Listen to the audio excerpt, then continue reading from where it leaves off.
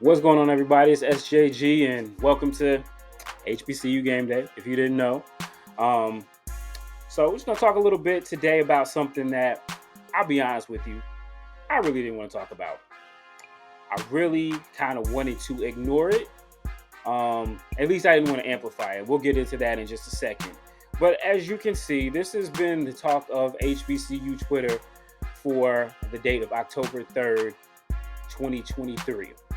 Uh, So this afternoon, a photo emerged of a gentleman with a shirt that reads HBCU State of Mind. And obviously, you see the CU is the now familiar logo of Colorado Buffaloes, who, of course, are now coached by one Deion Lawan Sanders, former head coach of Jackson State University. So, this whole concept of a school being an HBCU or people seeing a school as an HBCU is not new, right? It happened before back in the 80s when John Thompson was the head coach at Georgetown University. There were some folks who, you know, wanted to kind of call the Fab Five out in Ann Arbor, Michigan, that when they were doing their thing back in the early 90s. A lot of you may be too young for that. Hell, I really didn't watch them play myself. But that's what people were saying. They were comparing them to an HBCUs because of the power of black folks in power and doing their thing at these major universities on a scale and doing it their own way. And obviously, Coach Deion Sanders, Coach Prime, we know what he did over the last couple of years at Jackson State University. That's been well documented. We've been a big part of documenting that. And even as he's transitioned over to Colorado, we can still continue to document that because it is a story that has HBCU roots and it is important. However, as I've written time and time again, because this keeps coming up time and time again, to equate Colorado to an HBCU is offensive. It is not only offensive and incorrect. I mean, it's dead wrong. It's a state flagship school. Less than 3% of its students are African American. It is in no way, shape, or form a HBCU. However, we've had that come up a couple times. I wrote a couple weeks ago. R.J. Young, a writer for Fox Sports, he had a tweet that said that Ralphie, the Buffaloes logo, the mascot, had gone HBCU. And I had to write something because of what he does and because as a college football writer and as a shaper of the college football narrative in media, I felt it was important to dispel that. So I wrote that story. You guys can check that out. A couple weeks later, it seemed like I had to write another story about Ricky Smiley. And Ricky Smiley, of course, is an Alabama State alumnus. He's getting a lot of money to HBCUs, supported. I think he did a speech at Miles College. So much he's done with HBCUs. But at the end of the day, he's a comedian. Some may argue whether or not he's funny. He may or may not be your cup of tea. But he is a comedian, and he made a joke, talking about how, his 98-year-old great-grandmother wanted to go to Colorado and be a part of the team. And he said, they made him a damn HBCU. And folks got upset about that. To me, personally, it wasn't that big of a deal. Knowing who Ricky Smiley is, knowing what he knows really about HBCUs, and knowing that he is a comic, I didn't really get that perturbed by it. But this HBCU CU shirt that has crept up has, it's a little bit different. Obviously, again, at this point, Coach Prime has been in Colorado for over half a year, better part of 8 months or 9 months, longer than that, actually, almost a year. So there's enough data that shows that calling Colorado or inferring Colorado being an HBCU is offensive to folks, and the Twitter numbers verify it. They definitely bear that out. The original tweet where this kind of blew up on already has over 500,000 views, and if I'm honest with you, that honestly is part of the reason why I really didn't want to say anything about this. I really, before it got to that point, because I saw early on that it was going to that point, I really didn't want to write or say much of anything about it directly, because it's now a marketing strategy to gaslight people, to see what people are offended over and make shirts that infuriate them.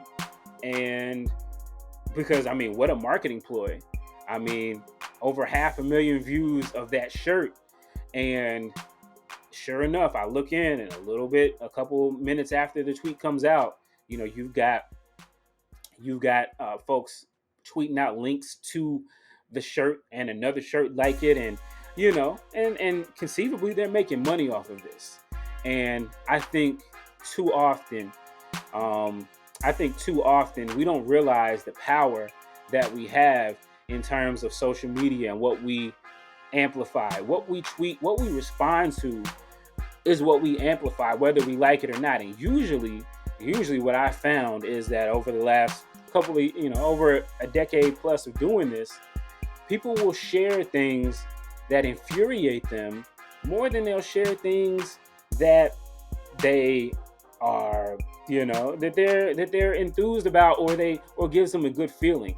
And so I think it's important for us to be careful and be mindful of the things that we do tweet out, or that we do post, and that we do share and engage with, because there is now a gain to pissing people off, to getting enough people upset about something to where they share it and they hate share it and they elevate whatever it is that you're doing.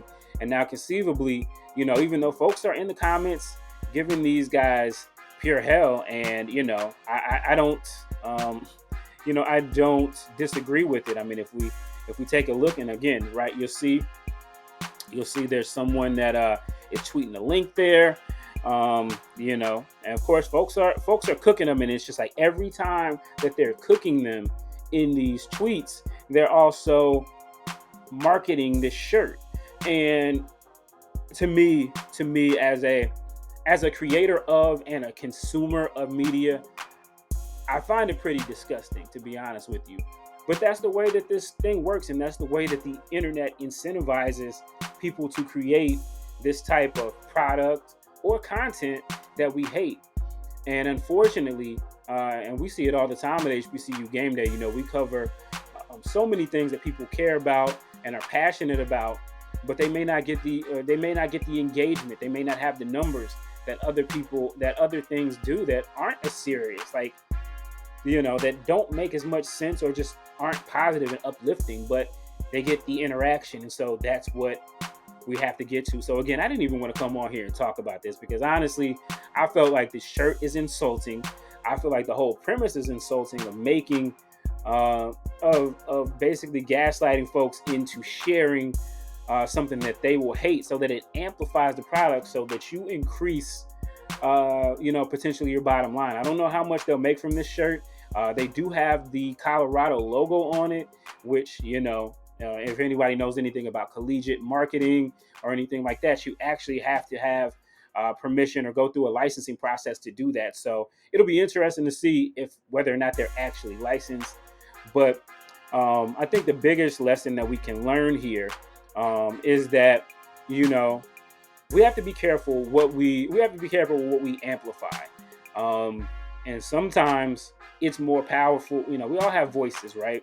And it's great to use our voice and to speak up when something's wrong. But sometimes the greatest gift of having a voice is knowing when to use it and how to use it effectively. It's not just yelling out all the time. And unfortunately, because of the kind of reception or pushback or what have you that these people have gotten from the analytics that they're getting from this are off the roof. And if you don't care anything about HBCUs, if you don't care anything about Black institutions, if you don't care anything about any of that, and you're just looking at a bottom line, they're going to be making shirts like this all day and all the time, as long as people are willing to buy them and willing to buy into that idea. So I'm willing to challenge everybody. If you feel led to talk about the shirt, fine, talk about the shirt. I would encourage you. I know in my own tweet, I I definitely tweeted that I thought it was a goofy shirt, and I hated that people were engaging with it the way that they were, because it didn't make a lot of sense, right? It didn't make a lot. It didn't make a lot of sense to blow it up if you think about it on that terms.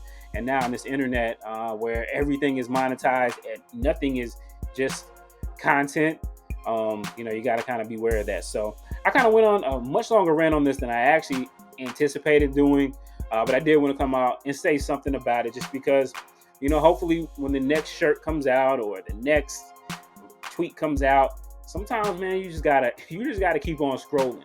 And if enough people keep on scrolling, it won't eliminate it completely. There will still be people who will say things to poke at the bear, but once they find out they're not getting what they want, which is engagement, which is clicks and things like that, they'll go on to the thing that people are talking about or they're engaged with. So that's my challenge to everybody. That's my time. You guys let us know in the comments what you think. Are people making too much of a big deal about this? Also, let us know what you think about Rickey Smiley, about RJ Young, all of that good stuff. And, hopefully the next time something like this comes down the road, we can ignore it to the point that I don't have to make a video about it. So there's that. Again, appreciate you guys for following us. Make sure you guys hit those notification bells. Make sure you guys are following us on TikTok. We're going to be a lot more active on there as well, bringing you some short form content from a lot of our folks. So appreciate you guys. Till the next one.